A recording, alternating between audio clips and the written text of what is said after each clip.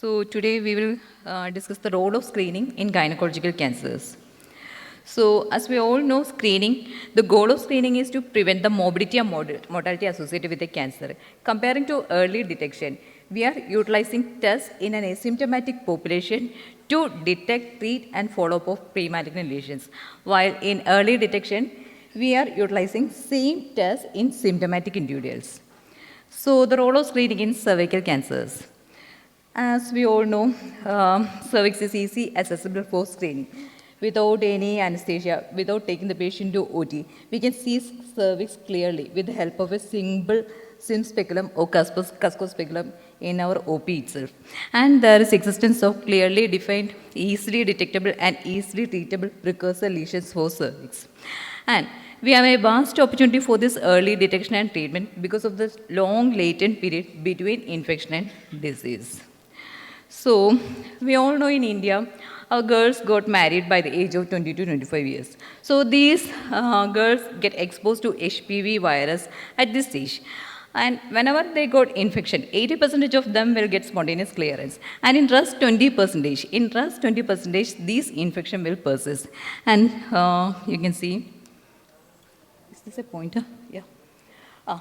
In the rest 20%, over 2 years, this infection will persist and it will take another 2 to 5 years to develop into a low-grade dysplasia. From this low-grade dysplasia, it will take again another 4 to 5 years to develop into a high-grade dysplasia.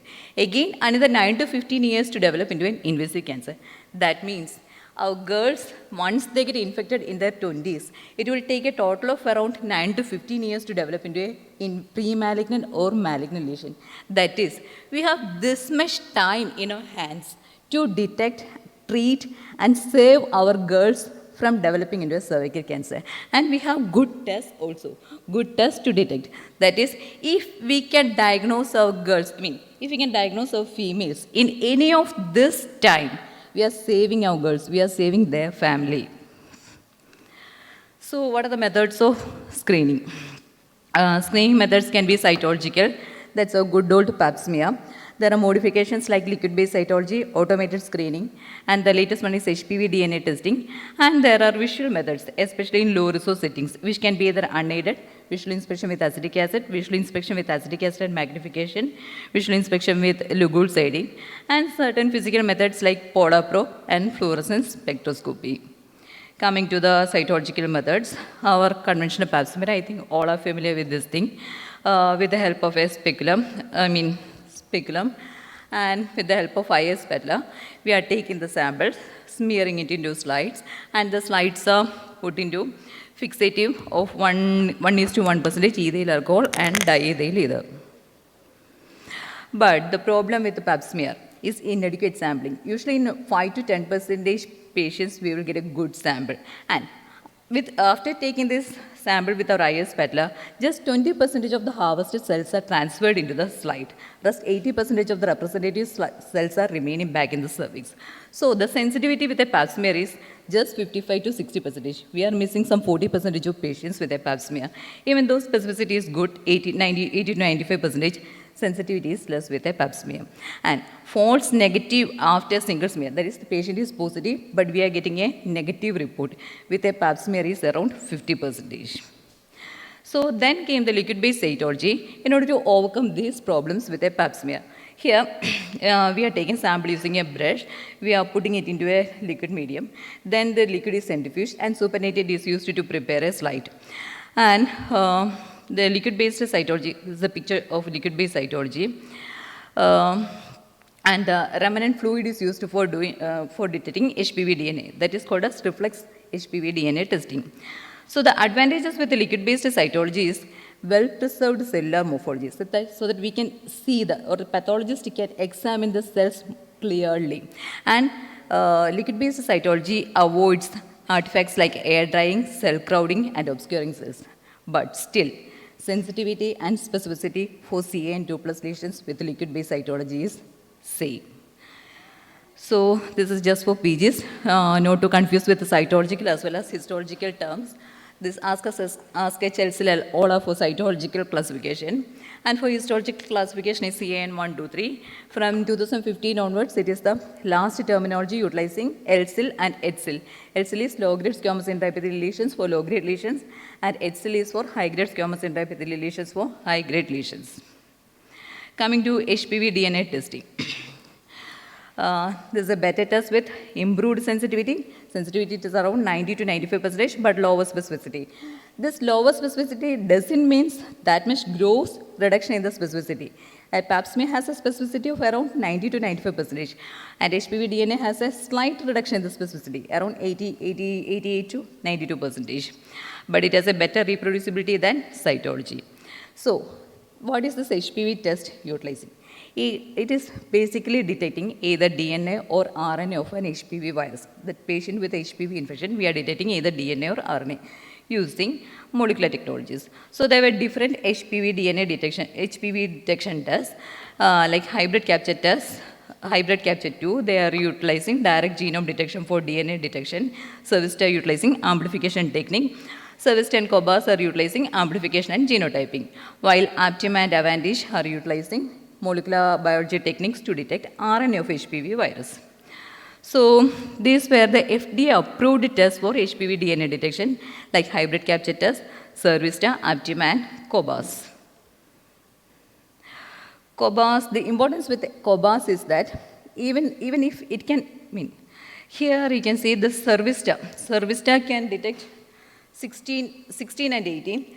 The advantage with Cobas is that it can detect the 14 high-risk HPV types, as well as it can separately give results for HPV 16 and 18. We all know that 70% of cervical cancers are caused by these two specific strains, 16 and 18. If Cobas can give, Cobas is giving a result with if it is 16 or positive, 18 or positive, or other 14 high-risk positive.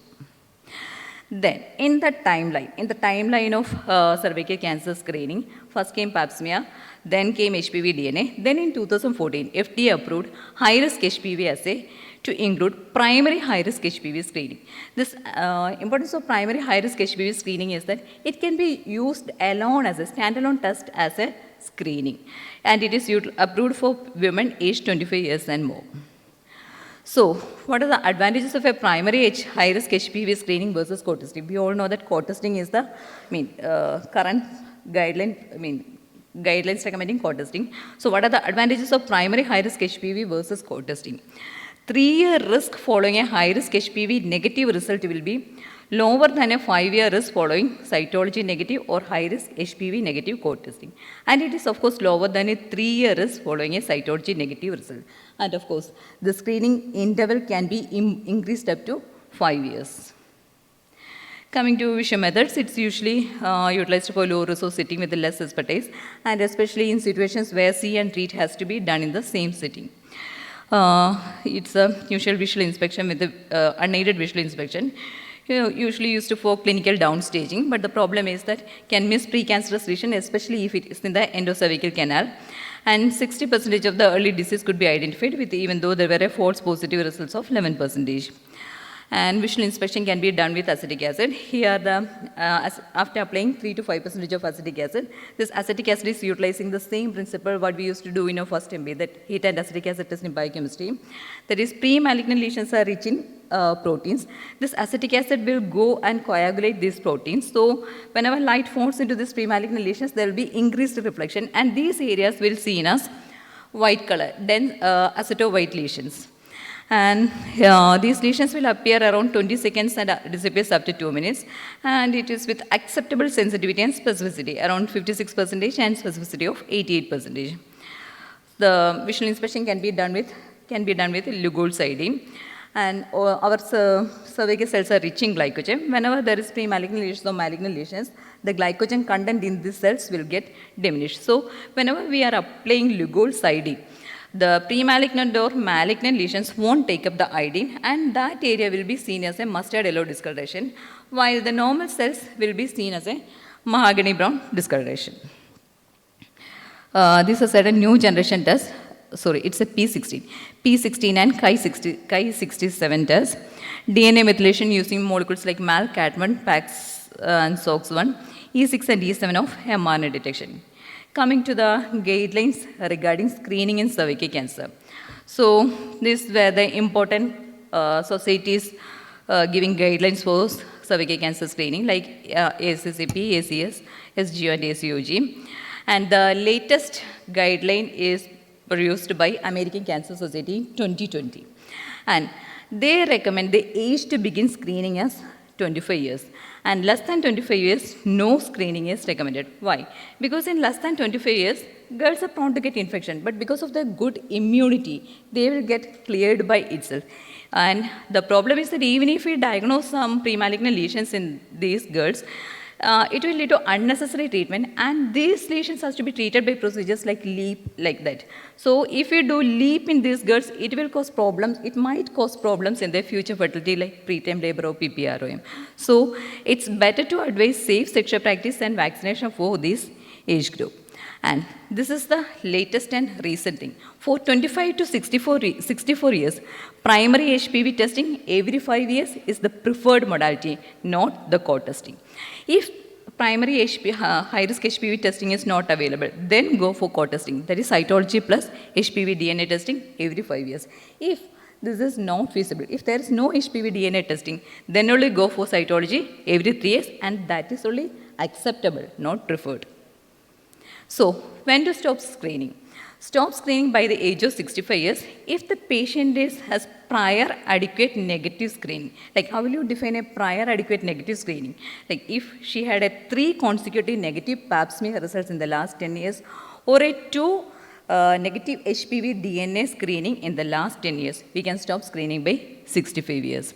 Why we are stopping screening at 65 years? Again, the chances of infection after 65 years is less. Even if the lady get an HPV infection after 65 years, the chances of it progressing into pre-malignant lesion is less after 65 years.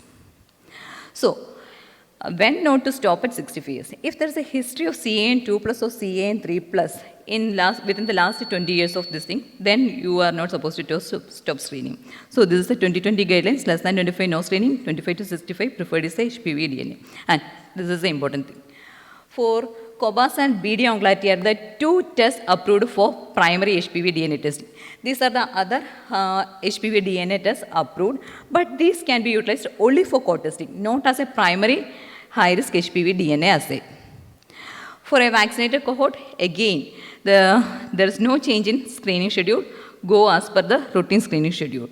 And what is WHO's proposals for low middle income countries like India? Start at 30 till 50 years, that is once in 3 years if it is pap smear, or if it is a high-risk HPV DNA, once in 5 years, stop between 65 to 70 years. And stop if hysterectomy is done for a benign cause. If the hysterectomy has been done and for CAN 2+ or more, do a wart smear examination yearly after hysterectomy. And what is FOXI's recommendation? FOXI, again, based on good resource setting or limited resource setting. If it is a good resource setting, go for primary HPV testing, start at the age of 25 to 65. And if it is a limited resource setting, go for visual inspection. And what if screen is positive? Again, the next step is to go for colposcopy. If it is LCL or more, go directly for colposcopy. If it is ASCUS, being the least abnormality, you can go for a HPV testing or a repeat cytology after 1 year. If it is HPV testing and positive, go for colposcopy stat. And if HPV DNA testing is negative, again we can wait for 6 months or 1 year and go for a repeat cytology. And if it is a primary HPV screening positive, this is the latest 2019 ASCP guidelines, whatever be the result, 16 or 18 or other high-risk HPV positive, go for colposcopy and guided biopsy. And if the HPV is 16 or 18, is 16 positive and colposcopy shows features of major lesion, go for expeditious treatment. Don't wait for the biopsy result. So screening decreases mortality by 70%. Coming to the role of screening in endometrial cancer, there is no routine screening protocols in endometrial cancer. Latest EEE guidelines, ESGO, ESTO, ESP guidelines recommend molecular classification for all endometrial cancers. And because of the incidence of endometrial cancers in Lynch syndrome is around 40 to 60%, EEE guidelines recommend screening in patients who are positive for Lynch syndrome. So they recommend surveillance for endometrial cancers should start by the age of 35 years, and the decision to start screening should depend on the age at which other family members developed endometrial cancer, as well as the mutation, like which one is the mutation, MLH1, MSH2, MSH6 or PMS2. Like if it is a PMS2 mutation, we can start screening by 40 years. If it is an MSH2, you should start early. So what's the screening modality for this patient? Ideally an annual TVUS or annual or biennial biopsy until hysterectomy. And the ideal option would be for a hysterectomy for BSO is the risk-reducing surgery recommended for patients with Lynch syndrome. And always remember, estrogen replacement therapy should be suggested if RRS is performed in premenopausal women. Coming to the role of screening in ovarian cancer. So the evidences for screening in ovarian cancer are mainly 4 trials, 3 RCTs, Japanese Shizuoka trial, PLCU and UK TOGS, and 1 prospective trial, University of Kentucky. University of Kentucky utilized annual TVUS. Japanese and PLCU utilized annual TVUS and CA125 screening, while UK TOGS utilized a multimodality screening, like they utilized a ROCA algorithm and this TVS. ROCA algorithm is utilizing patients' age-specific risk of developing ovarian cancer. That risk as well as CA125 value was utilized to identify the risk of a patient to develop ovarian cancer. And this ROCA algorithm and TVUS was used. But the trial results were there is no reduction in ovarian cancer mortality, incidence, stage, all-cause mortality were similar in the screened as well as in the non-screened population. And there were unnecessary laparotomies and surgical complications in the screened population. And there were no observed stage shift in the screened population. Like in the screened population, they cannot diagnose an ovarian cancer in an early stage. There was another trial, UK Fox. In this, they included patients with a minimum 10% lifetime risk of developing an ovarian cancer on the basis of family history of predisposing mutations. They utilized transvaginal ultrasound and CA125. And in the women not screened, the survival was 48.4 months. While the women who were screened, it was improved, 71.9 months, but the p-value was not significant. So there was a phase 2 trial of UK Fox where CA125 and TVS was utilized. Median follow-up was 47 years. The only advantage in this trial is they could detect more females in an early stage. There was a significant stage shift. More females could be detected in an early stage of CA ovary. So the final recommendation statement in case of CA ovary is there is no role for screening in asymptomatic individuals. That's all. Thank you.